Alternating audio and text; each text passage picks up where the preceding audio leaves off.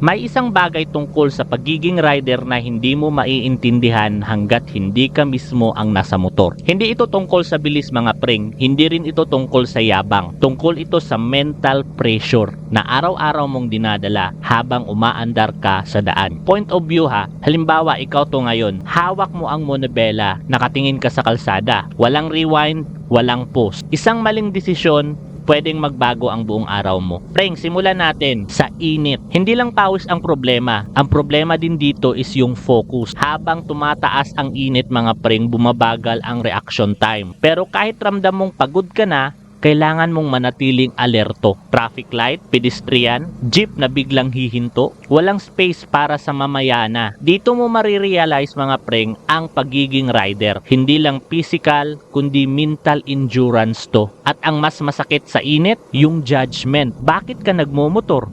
Arte mo naman. Choice mo yan. Oo, choice namin. Pero hindi choice ang peligro, hindi choice ang lubak, at hindi choice ang ibang driver. Choice lang namin ang pumasok sa laban araw-araw. Tapos biglang uulan, hindi mo alam kung lalakas, hindi mo alam kung tatagal. Ang alam mo lang, kailangan mong magdesisyon. Hihinto ba ako o tutuloy? Habang basa ang kalsada, mas mabigat ang motor. Mas tahimik ang paligid at dito na lumalabas ang totoong rider. Hindi yung mabilis, kundi yung maingat. Kasi mga preng may takot na hindi sinasabi ng rider. Hindi takot sa ulan, kundi takot na may ibang magkamali. Kasi preng ikaw ang nag-iingat, pero paano sila? Isang maling preno ng iba, pwede kang madamay. At kahit ganon, steady ka pa rin. Kasi kapag nagpanik ka, talo ka talaga. Isa din sa mga problema ng mga rider is itong lubak. Yes, L-U-B-A-K.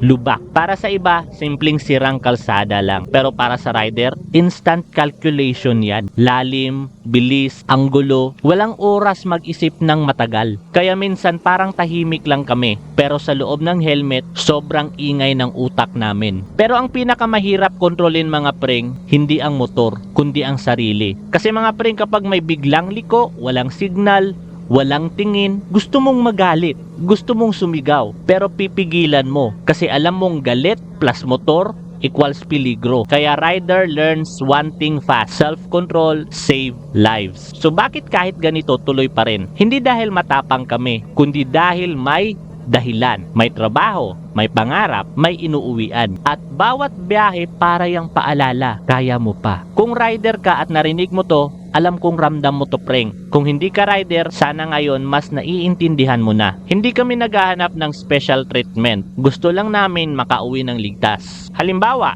nasa daan ka ngayon, may araw na mainit, may araw na umuulan, may kalsadang maayos, may kalsadang hindi. Pero isang bagay ang pare-pareho, bawat rider may pinagdadaanan. Kaya sa susunod na may makakasabay kang rider, konting ingat lang. Kasi mga preng, baka pareho lang kayong gusto, yung makauwi ng ligtas.